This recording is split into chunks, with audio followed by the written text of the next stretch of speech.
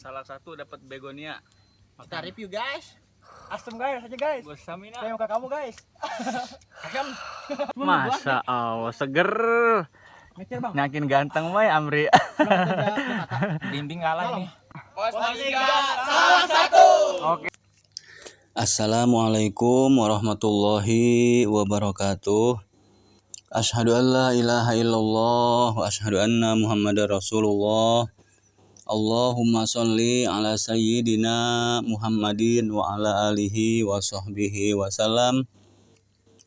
Asyhadu an la ilaha illallah wa asyhadu anna Muhammadar Rasulullah. Allahumma sholli ala sayyidina Muhammadin wa ala alihi wa sahbihi wa salam. Asyhadu an la ilaha illallah wa asyhadu anna Muhammadar Rasulullah. Allahumma sholli ala sayyidina Muhammadin wa ala alihi wa sahbihi wa sallim. Dulur, hari ini insyaallah kita akan membaca karyanya Imam Abdurrahim bin Ahmad Al-Qadi, yaitu kitab Daqaiqul Akhbar. A'udzu billahi minasyaitonir rajim. Bismillahirrahmanirrahim. Wa'lam annallaha ta'ala amaral khalqa bisolati ala surati ismi Ahmad. Wa'lam lan wuruhan sira gitu. Annallaha ta'ala satuhune Gusti Allah amaro iku marentah ya Gusti Allah al khalqa ing makhluk bisolati kalawan salat ala surati ismi Ahmad ing atase rupane ngarane Kangjeng Nabi Muhammad. Jadi Gusti Allah menciptakan makhluk nih ya, kita itu nggak sembarangan. Nggak taunya nih rupa kita ini nih ada kepala, ada tangan, ada kaki gitu ya. Itu nggak sembarangan, nggak taunya berbentuk lafaz. Nah Gusti Allah juga merintah kita sholat. Sholat itu kan kita kan ada qiyam gitu ya. Ada ruku, ada i'tidal, ada sujud, ada duduk di antara dua sujud, itu pun gak sembarangan. Gak taunya itu juga berbentuk lafaz. Nah, mana lafaznya? Nah ini, jadi Gusti Allah merintah kita sholat itu makhluknya nih, gak taunya ada lafaznya. Bismillahirrahmanirrahim. Wa'lam, dan ketahuilah annallaha ta'ala, sesungguhnya Gusti Allah Ta'ala itu merintah kita nih sebagai makhluk nih untuk melaksanakan sholat itu nggak taunya ala surati ismi Ahmad. Jadi kita ini sholatnya itu ngebentuk lafaz Ahmad. Ahmad itu nama siapa? Nama Kangjeng Rasul gitu. Karena kan salah satu nama Kangjeng Rasul itu kan adalah Ahmad gitu ya. Dalam surah As-Saff gitu ya, ayat 6. Di situ tertera tuh lafaz Ahmadnya. Bismillahirrahmanirrahim. Wa iz qala Isa ibnu Maryama ya bani Israila inni rasulullahi ilaikum musaddiqan lima baina yadayya minat taurah wa mubasysyiran bi rasulin ya'ti min ba'dis muhu Ahmad gitu. Dalam surah As-Saff tuh ayat 6, ya'ti min ba'dis muhu Ahmad.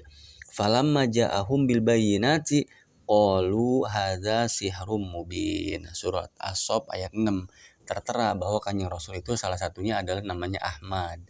Nah, apalagi kalau kita buka di kitab Dalailul Khairat ya. Karangan Imam Abi Abdillah Muhammad bin Sulaiman Al-Jazuli, atau yang masyhurnya disebutnya Imam Jazuli dah. Dalam kitab Dalailul Khairat itu kan nama-nama Kanjeng Rasul ada berapa coba? Asma'u Sayyidina wa Maulana Muhammadin sallallahu alaihi wasallam mi'atani wa wahidun. Jadi nama Kanjeng Rasul itu ada 201 gitu. Kalau Asmaul Husna mah ada 99 ya. Nah, kalau asma Kanjeng Nabi itu ada mi'atani wa wahidun, ada 201. Nah, ini salah satunya adalah Ahmad. Gitu, Ahmad. Nah, jadi sholat kita itu ngebentuk lafaz Ahmad. Nah, sekarang kita buktikan mana coba lafaz Ahmadnya. Oh, enggak taunya fal qiyamu kamislil alif. Fal qiyamu, jadi ketika kita sholat baru mau mulai sholat ini kan berdiri itu qiyam. Nah qiyam itu nggak taunya kamislil alif gitu. Itu berbentuk huruf alif kalau kita berdiri. Nah terus waruku kalha. Nah ketika kita ruku maka itu akan ngebentuk huruf H. Udah tuh. Ruku H gitu ya. Wasujud kalmim. Dan sujud kita itu seperti huruf mim. Bunder gitu kan ya, kalmim. Jadi ketika kita sujud itu seperti huruf mim. Badan kita itu. Wal qu'ud kadal. Nah, ketika kita duduk di antara dua sujud atau duduk gitu ya. Itu kadal, itu seperti huruf dal. Tuh. Jadi alif ha mim dal. Ya, berbentuk lafaz Ahmad. Itu gerakan-gerakan sholat kita dari berdiri, ruku, sujud dan juga duduk itu adalah ngebentuk huruf Ahmad, ngebentuk lafaz Ahmad. Nah, kita ulangi lagi, fal qiyam berdiri kita seperti huruf alif, ruku kita seperti huruf H, sujud kita seperti huruf mim, dan duduk kita seperti huruf dal. Jadilah lafaz Ahmad. Nah itu gerakan sholat kita itu ngebentuk lafaz Ahmad. Nah selain itu ya. Jadi kita ini diciptakan oleh Gusti Allah ini badan kita ini. Itu pun gak sembarangan.